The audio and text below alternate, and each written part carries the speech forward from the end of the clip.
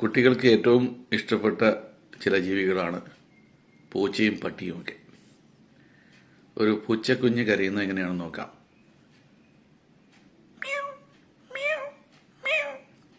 ഇനി കുറച്ചുകൂടെ ആ പൂച്ച വലുതാകുകയാണെങ്കിൽ ആ പൂച്ച എങ്ങനെ കരയുമെന്ന് നോക്കാം.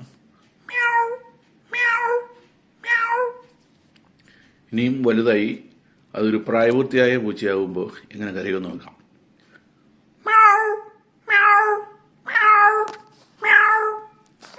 ഈ പൂച്ചകൾ തമ്മിൽ കടിപിടി കൂടുമ്പോൾ എങ്ങനെയാണ് കരയുന്നത് നോക്കാം.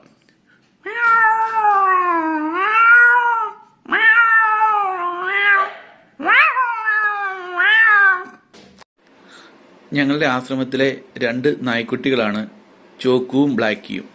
ഇവ വളരെ ചെറുതായിരുന്നപ്പോൾ കരഞ്ഞിരുന്നത് എങ്ങനെയാണെന്നൊന്ന് അനുകരിക്കാൻ ശ്രമിക്കുകയാണ്.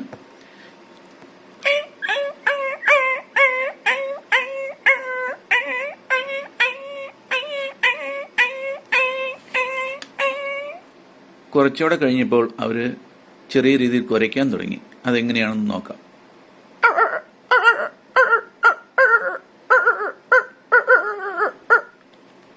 വീണ്ടും കുറച്ചുകൂടെ അത് കുട്ടികൾ വളർന്നപ്പോൾ അവരിപ്പോൾ കുരയ്ക്കുന്നത് എങ്ങനെയാണെന്ന് നോക്കാം.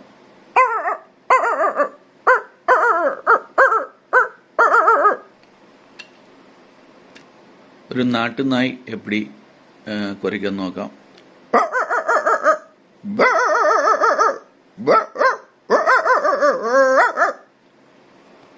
വേറെ ഒരു ഇനം നായ്.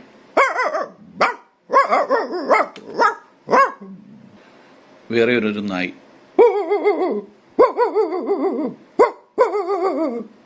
നമ്മളെല്ലാവരും തന്നെ കോഴി വളർത്തുന്നവരാണ്. അപ്പോൾ ഈ കോഴികൾ എങ്ങനെയാണ് കൊക്കുന്നതെന്നൊന്ന് നോക്കാം. ആദ്യം പിടക്കോഴിയാണെങ്കിൽ എങ്ങനെയാണ്.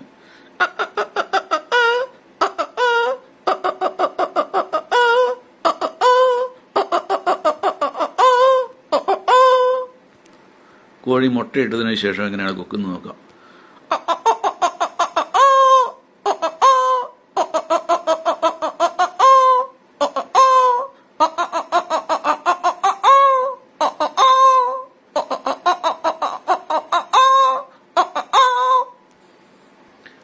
പൂവൻ കോഴിയാണ് കൊക്കുന്നതെങ്കിൽ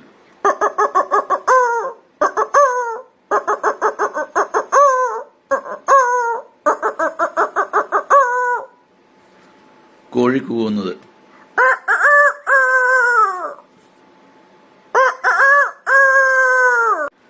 നമ്മളിൽ പലരും പശുക്കളെ വളർത്തുന്നവരാണ്. ഒരു പശു എങ്ങനെ കരയുന്നെന്ന് നോക്കാം.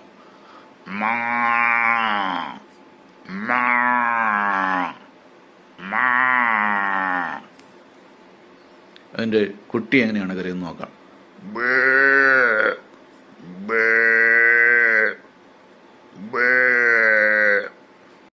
എരുമകൾ എങ്ങനെയാണ് കരയുന്നത് നോക്കിയാലോ.